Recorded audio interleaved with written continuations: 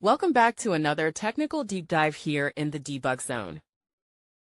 Today, we're tackling a big question and breaking it down with insights from other users. Hopefully, this clears up some misconceptions and helps you get the answer you need. So, buckle up, stay a little curious, and let's jump right in.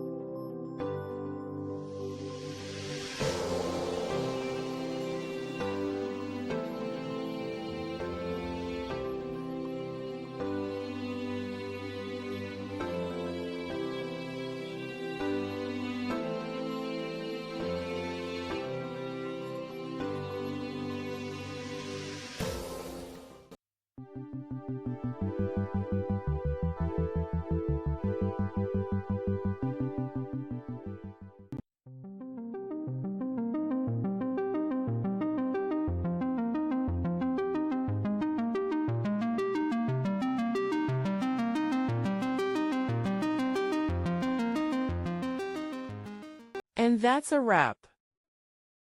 I hope you found the answer you were looking for. If you did, take a second to hit that subscribe button. It really helps out. And let me know in the comments which solution worked best for you. See you next time in the debug zone.